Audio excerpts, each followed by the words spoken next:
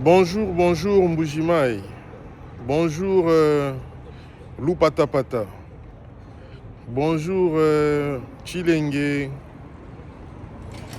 Miabi Katanda Kabea Kamwanga. Bonjour Ngiri Ngiri Kisenso Gombe Ngaliema Bandalungwa Kasavubu Gombe Limete Mongafula Wapisus. Ils ont 24 communes.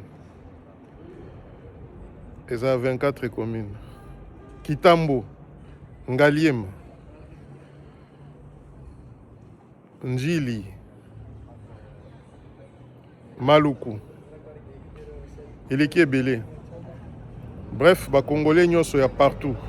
Il y a Lubumbashi, Bukavu, Goma, Chikapa, Kananga, Mbandaka, Lisala, Gemena, Boende, Kikwit, Kindu, Lusambo Loja,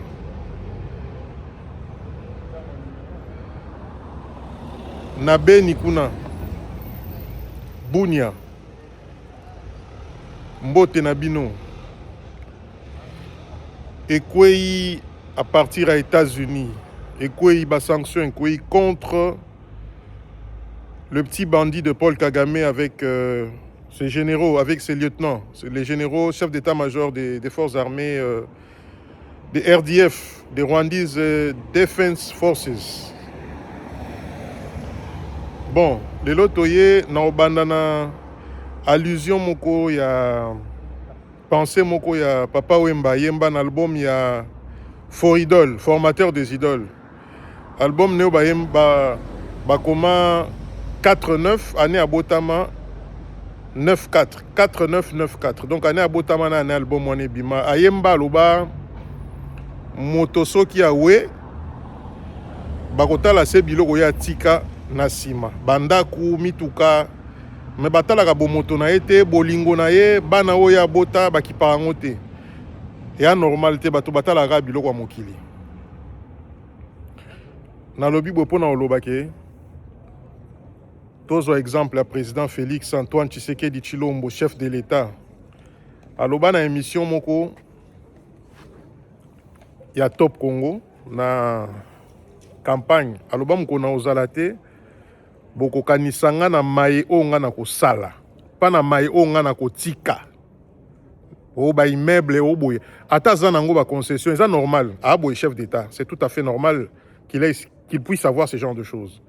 Mais le plus important, c'est que ça na vinde otokanisa o na ba bien na yo te. Po ba bien pe biloko ya mokili oyo eza ya yo, mwasi na yo pe bana na yo. Nde na loba toujours. Na esprit ya bien. Alors boye Félix Tshisekedi ba voyage azai ko sala. Bato bazai kaka président Mobimba lingi ba avion alingi ko voyager. Mais vous savez que lorsque vous attendez un bénéfice de 20 milliards de dollars, exemple na opesa. Mais ce qu'on a dépensé 2 milliards, pose à 18 milliards. Oui, mais ça. Il faut savoir que au fait pour bandolo ba bon. Oui, mais ça place one. Il est président de la République. Tant Azo se déplacer, il faut qu'on foute à hôtel, transport, sécurité, colia, accommodation, l'État il faut être en charge. Bah retomber les lots et ça y a malamu mingi.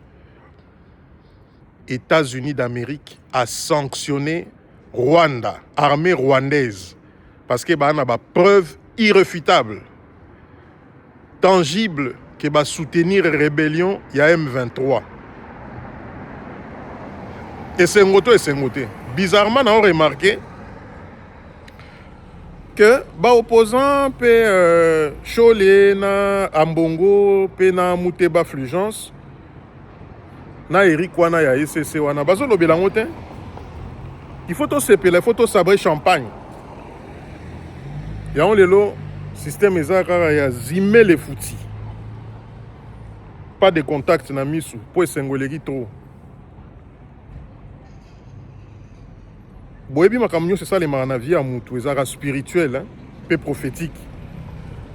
Bato bo bazalaka na chance ya kozala na saint esprit ya kozala spirituel. Nzambe alobelaka bango avant makambo ya malamu to ya mabe ekomela bango. Oyebi, c'est par les États-Unis que la tragédie s'est invitée chez nous. C'est par les États-Unis que nous avons connu plus de 10 millions de morts. Ils ont utilisé Museveni et Kagame en 1996. Tout a été planifié, programmé.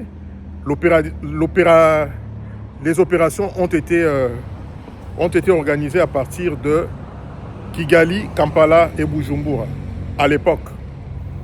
Observez bien les acteurs, Bill Clinton, Museveni, Kagame, Mzee Laurent Désiré Kabila. Aujourd'hui, les États-Unis toujours, Donald Junior Trump, Félix Tshisekedi, Félix Antoine Tshisekedi Tshilombo et Paul Kagame. La sortie de cette tragédie. Aujourd'hui, les États-Unis d'Amérique, par le truchement du département du Trésor, sanctionné, il faut qu'on respecte l'accord. Au fait, Kagame est tombé dans le piège des Américains. Ils avaient juste besoin de sa signature qui s'engage et voilà, il y aura des conséquences. Et le secrétaire d'État l'a dit. Il a dit clairement que on usera de tous les moyens. Même Rubio l'a dit, le secrétaire d'État américain, l'équivalent du ministre des Affaires étrangères. Il a dit que les répercussions causent à la macasse. Donc Kagame a quoi un piège, chef d'état-major n'est pas sanctionné, peut haut gradé n'a pas preuve grâce il y a Moussala au président Tshisekedi a sali Maman Kaikwamba. Pour moi, c'est la meilleure ministre du gouvernement, Judith Souminois. Pour moi. Parce qu'il y a trop de folklore. Il y a trop de folklore aussi là-dedans. Pour moi, Losako, on a président de la République, on a premier ministre dans une certaine mesure.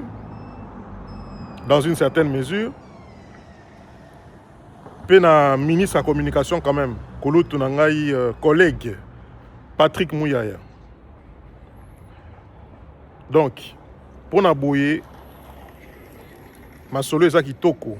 Partenariat stratégique, à quoi ça sert?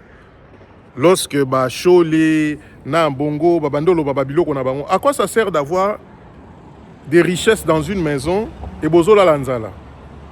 Exemple, Detoza Bozana Koli à diamant. Moi, je suis fils d'un négociant de diamant de carrière. Donc, vous mourrez de faim. Vous n'avez pas payé les factures de courant, ni d'électricité, ni de l'eau. Mais, Koli Moro, il y a $200 000. C'est que Mitou Nabinonio, c'est ça la bien tenanda. Le président a négocié partenariat stratégique pour les minerais Nabiso, les 3T, tous les autres minerais, pour Totonga Banzela, Totonga ba école, Totonga ba centre de santé, Tobongsa Banzela, ba port, to créer richesse. Salaire à Basoda et Mata, à fonctionnaire, faut soutenir Yango. To soutenir États-Unis d'Amérique, to soutenir le président Donald Junior Trump. Donc, on a un danger, on a un makas lelo. On a un makas pour nous embrouiller la mi lobby.